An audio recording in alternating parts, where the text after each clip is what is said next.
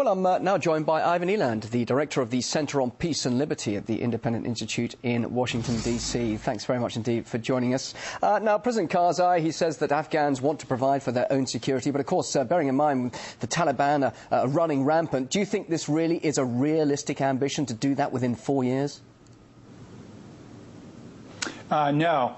And I think most experts would agree with me. The Afghan forces are still corrupt and not ready to fight alone, or even in many cases with U.S. help. So I think it's going to be a long road to get them up to speed, and I don't think the Western populations in Europe and the United States, where the wars become unpopular, are going to wait that long, actually. So I think this 2014 deadline will probably not be met, and the publics in the West may tire of the war before then. So it's really a pie in the sky. Just to interrupt here.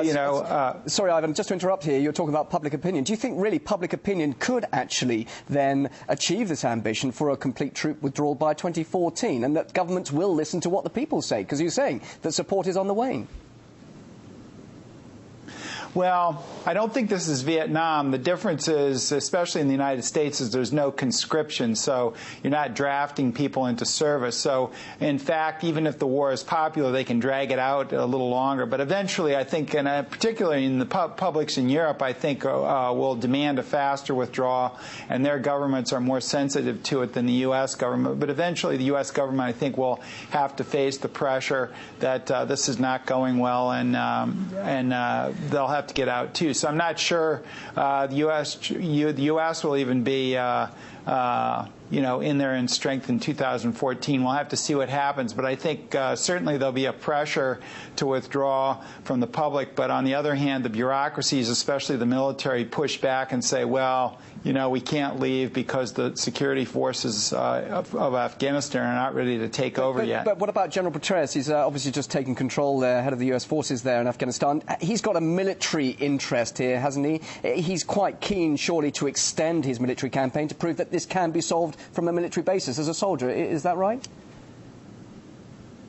Yes, well, his reputation is now on the line, and I think he's trying to stretch out the time that he has. In Iraq, he spoke of the Washington clock being different than the Iraqi clock, and I think he's very conscious of the limited time that he has from that experience.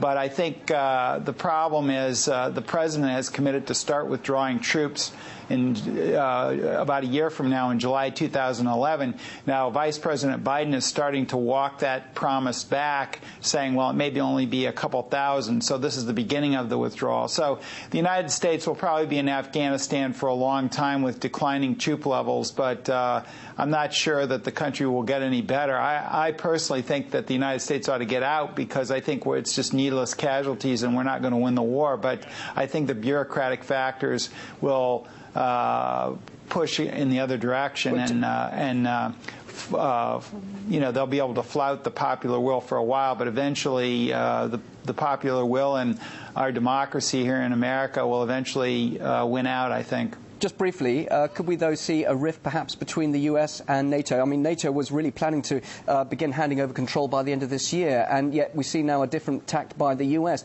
Could there be a rift between the two, do you think? Yes, I think there already is to some extent, and I think the biggest indication is that Britain is the biggest ally, and their public is very unhappy with the war. And I think if Britain is unhappy, then the rest of Europe is even more unhappy. And so I think that's the British public opinion is very indicative of the state of affairs of the Allies, what the Allies are facing at home. And I think they'll be under intense pressure to withdraw troops faster. And so of course, that puts more pressure on the U.S. to withdraw, but at the same time, it leaves the U.S. more work to do as the leader of the coalition if foreign troops start pulling out. So the U.S. is really caught between a rock and a hard place on several different factors here, and so I think the overall diagnosis is not good, and I think the prognosis is not good either. All right, we'll leave it there. Thank you very much, Ivan Eland, the director of the Center on Peace and Liberty at the Independent Institute in Washington, D.C. As always, good to hear what you have to say here on RT. Thanks for joining us.